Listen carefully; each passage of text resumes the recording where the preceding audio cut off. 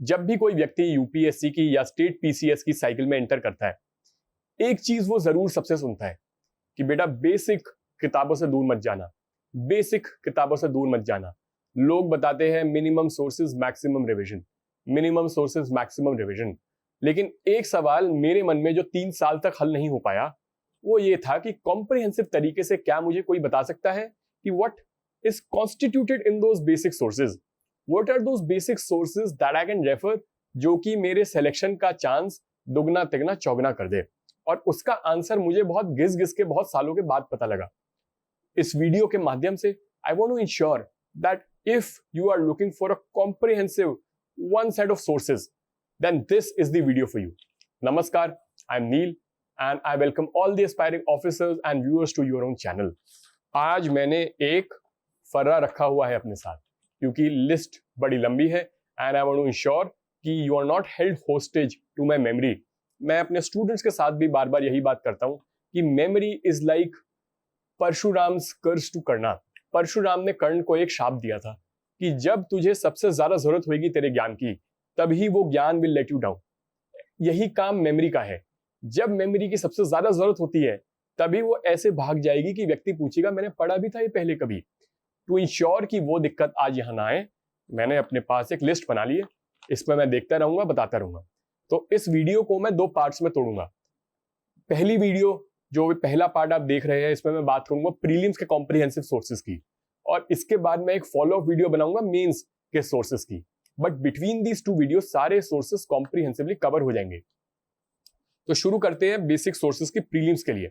तो basic sources शुरू करने से पहले मैं बताना चाहूंगा मैंने सोर्सेस का चुनाव कैसे किया है। How have I chosen these sources. तो मेरे हिसाब से I am a firm believer in Brian Tracy's 80-20 rule.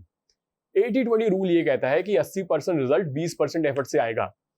तो ये किताबों में वो बेयर मिनिमम ज्ञान है। These books have that bare minimum content which will get you 80% of the results. Of course, कोई भी किताब यूपीएससी के लिए कॉम्प्रिहेंसिव नहीं है, लेकिन इन किताबों के बाहर नई किताब पढ़ने का रिटर्न ऑन इन्वेस्टमेंट बहुत पुअर है। गलती से भी उस भूल को मत कर बैठना। मैंने की थी, बहुत सारे लोगों ने की थी जो कभी एग्जाम नहीं क्लियर करते, जो सालों साल इसमें अटके रहते, वो लोग करते ये गलती। आई होप आप लोग ना करें।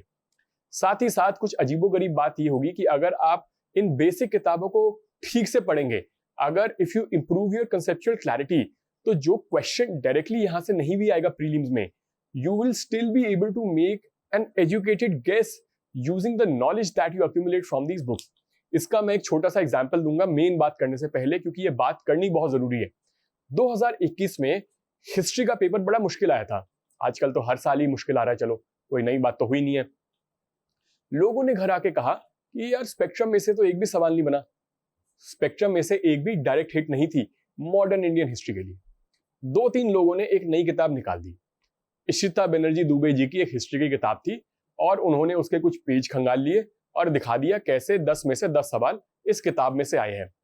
मैं भी प्रीलिम्स में बैठा था उस साल, मेरे भी मॉडर्न इंडियन हिस्ट्री के 10 में से 10 सवाल सही थे, सिर्फ स्पेक्ट्रम पढ़ने से। पॉइंट मेरा बड़ा साफ है, इशिता बनर्जी दुबे जी जैसी नई किताबें बहुत आएंगी, क्योंकि यूपीएससी का मन करेगा नई किताब उठाने का, वो नई किताब उठा लेगा। बट सवाल ये कि क्या आप वो नई किताब और यूपीएससी की पूछ पकड़ सकते हैं, जाके आप प्रीएम्प्ट कर सकते हैं वो किस किताब से सवाल पूछेगा। अगर आपको पता भी लग गया चलो इस किताब से सवाल आ रहा है, तो वो किताब 900 पेज मोटी है, उसके 900 पेज पढ़ने, उसको रिवाइज करना और फिर उस नॉलेज को पेपर में ट्रांसलेट करना।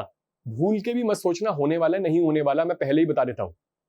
लेकिन अगर स्पेक्ट्रम किसी ने ठीक से पढ़ी होती, तो स्पेक्ट्रम की नॉलेज से ही वो 10 सवाल हो जाते। वो मैंने सेपरेटली एक डिफरेंट मॉड्यूल में कवर कर रखी है, बट आज का सेशन उस मॉड्यूल के बारे में नहीं है। आज का सेशन है बेसिक सोर्सेस के ऊपर, और basic source modern Indian history का मेरा अब भी स्पेक्ट्रम है। Spectrum is the best source, क्योंकि स्पेक्ट्रम से कभी अगर डायरेक्ट हिट भी ना आए, तो उससे आपको इतनी पेरिफेरल नॉलेज मिल जाती है, इतनी गाइडेंस मिल जाती है कि आप किसी भी सवाल को अप्रोच कर पाएंगे। तो मॉडर्न इंडियन हिस्ट्री के लिए स्पेक्ट्रम हो गई। उसके बाद मॉडर्न इंडियन हिस्ट्री से आती है पहले ancient medieval art and culture. तो मैं बिल्कुल भी नितिन सिंघानिया जी की किताब पढ़ने के लिए रेकमेंड नहीं करता हूँ, वो बहुत मोटी है और उसके लिए रिटर्न ऑन इन्वेस्टमेंट बहुत पुअर है इस टाइम पे। तो एंशिएंट और मिडीवियल के लिए बेस्ट किताबें आज के टाइम पे है ओल्ड एनसीईआरटी और न्यू एनसीईआरटी का समन्वय। ओल्ड एनसीईआरटी एक कॉम्प्रिहेंसिव सोर्स एक बारी पढ़ने के लिए, उस इंट्रोडक्शन के लिए, और न्यू एनसीईआरटी में से डायरेक्टली जो उसमें बॉक्सेस दिए होते हैं, मैप्स दिए होते हैं, वहां से डायरेक्टली सवाल उठ के आ जाता है। तो उस पार्ट के लिए ओल्ड एनसीईआरटी न्यू एनसीईआरटी का कॉम्बिनेशन बहुत कमाल का है। साथ ही साथ एक फाइन आर्ट्स की 11th क्लास की एनसीईआरटी है, वो भी पढ़ लेनी है। आर्ट एंड कल्चर के लिए इसके अलावा मुझे कमाल की पीडीएफ मिली थी।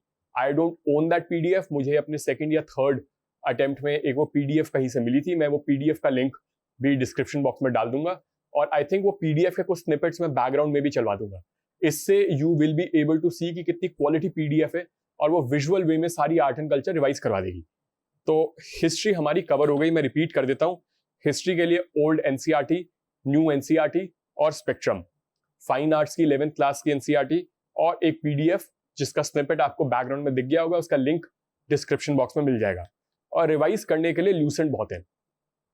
हिस्ट्री के लिए थोड़े से कॉम्प्रिहेंसिव सोर्सेज है, लेकिन अगर इतने सोर्स कर लिए और इन चीजों को ठीक से कर लिया, this will give you as good a shot as it comes history के किसी भी सवाल को एड्रेस करने के लिए।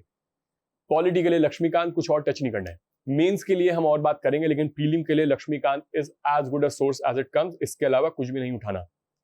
फिर हम बात करते हैं ज्योग्राफी के बारे में।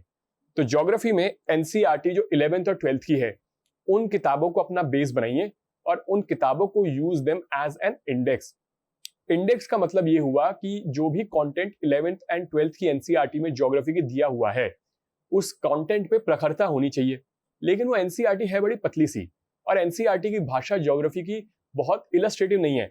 मुझे तो समझ में नहीं आती वो एनसीईआरटी 11th 12th की ज्योग्राफी की, लेकिन कंटेंट बार बार उसमें से ही पूछा जाता है। इसका सोल्यूशन बड़ा साफ सा मुझे ये मिला कि ज्योग्राफी के लिए उन टॉपिक्स को स्टडी करना है जो एनसीईआरटी में है, और वो किताब पढ़ते पढ़ते अगर कहीं भी आप अटक जाते हैं, कहीं भी कोई डाउट आता है, तो अपने सामने यूट्यूब को ओपन रखिए एंड यूट्यूब पे उस टॉपिक के बारे में सर्च कर लीजिए। यूट्यूब पे यू विल फाइंड 4 और 5 वीडियोस, उनमें से 1-2 वीडियोस आपको अच्छी मिल जाएंगी and that will help you understand the concept. मेरे को 2 चैनल्स बहुत पसंद है, एक परचम करके चैनल है, एक अमित सेन गुप्ता जी का चैनल है। मुझे ये 2 चैनल्स बहुत पसंद है ज्योग्राफी के लिए।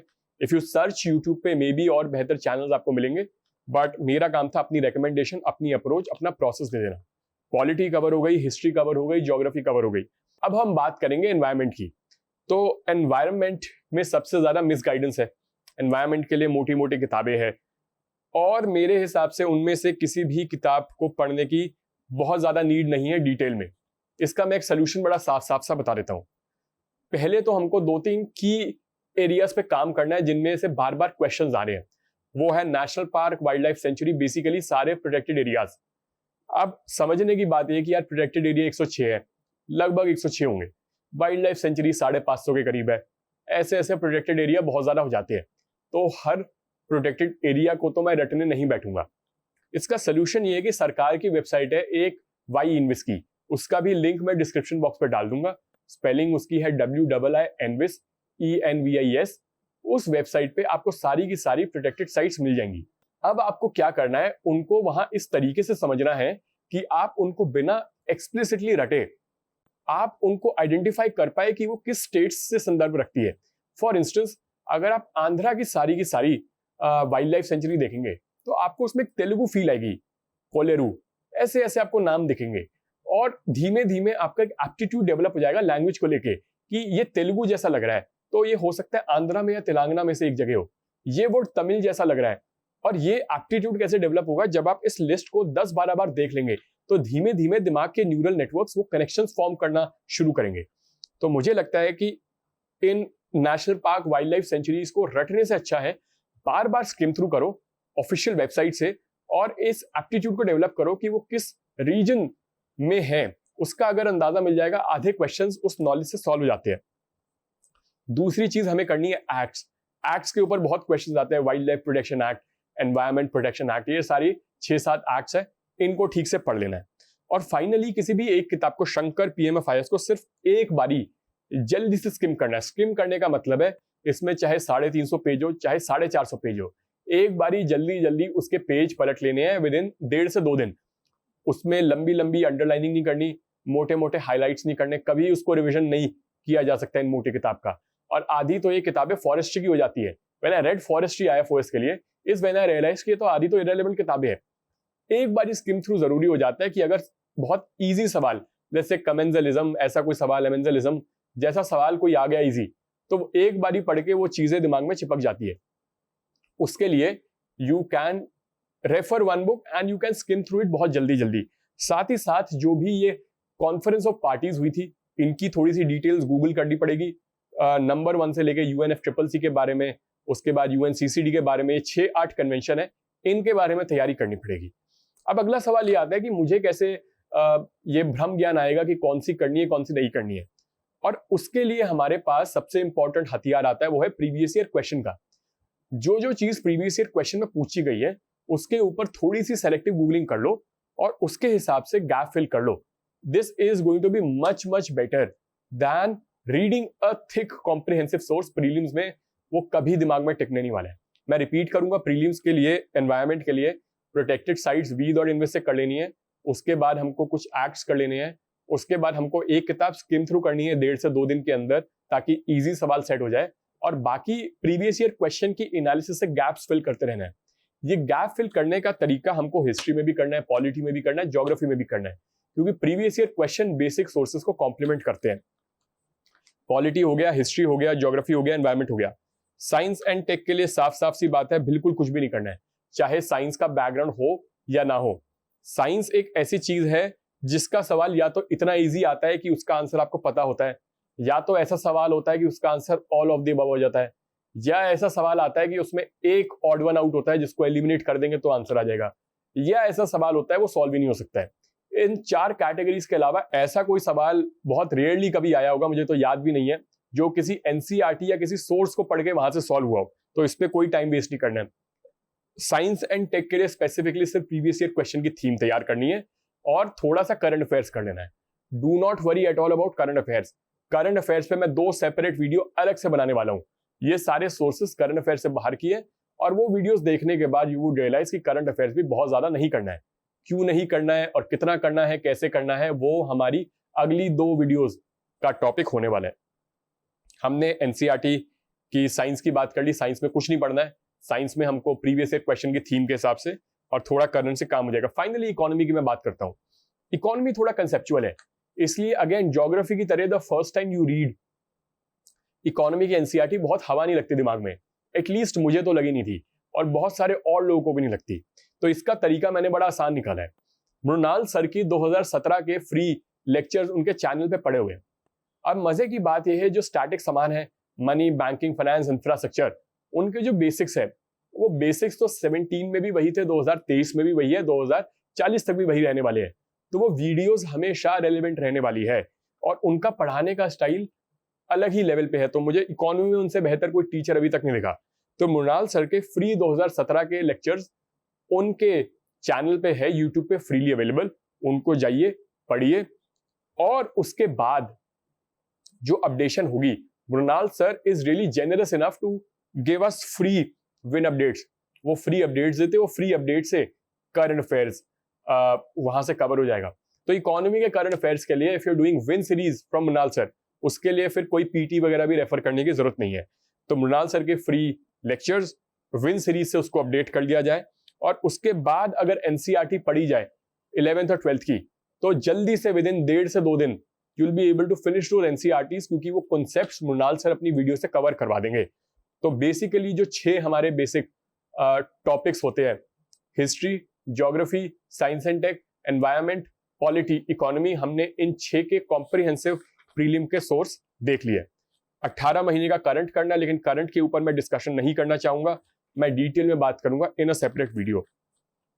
इसके साथ 2 कंपाइलेशंस भी मैं रेकमेंड करूंगा रेफर करने के लिए।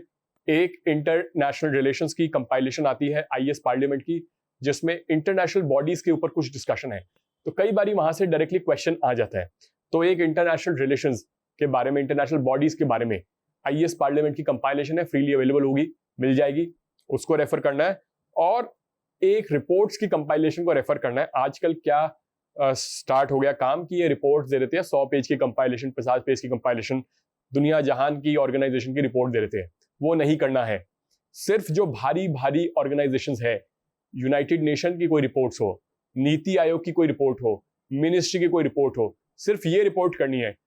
हर थिंक टैंक की अगर रिपोर्ट करने जाओगे तो हर व्यक्ति ने आजकल अपने घर में एक थिंक टैंक खोल रखा है, तो वो रिपोर्ट ही करते रह जाओगे पूरी जिंदगी। रिपोर्ट्स की कंपाइलेशन में you have to be very smart, you have to be very judicious with your time. हमको सिर्फ मेजर ऑर्गेनाइजेशंस की रिपोर्ट करनी है, तो एक इंटरनेशनल रिलेशंस की कंपाइलेशन और एक रिपोर्ट की compilation, and with that you set. बाकी जो गैप्स होंगे वो 2011 से लेकर 2023 के प्रीवियस ईयर क्वेश्चन की एनालिसिस के थ्रू, अगर कोई टॉपिक इन बुक्स में कवर नहीं होगा वो वहां से गूगल करके कवर हो जाएगा। बट इन किताबों के अलावा आपको और कुछ भी रेफर करने की जरूरत नहीं है। मुझे आशा है कि इस वीडियो में you would have gotten all the sources for prelims. मैं बहुत जल्दी एक सिमिलर वीडियो बनाऊंगा for mains. If this video helped you, if you want this video to reach out to a larger audience, I would just request you to help me with the engagement. You can like the video, share the video and subscribe to the channel. साथ ही साथ कोई भी follow-up question हो, you can leave a comment in the comment section या फिर description box के अंदर मैं अपने Telegram channels का लिंक भी छोड़ दूंगा।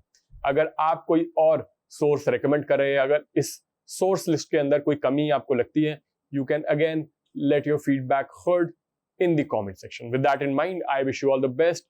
Take care. Jai Hind.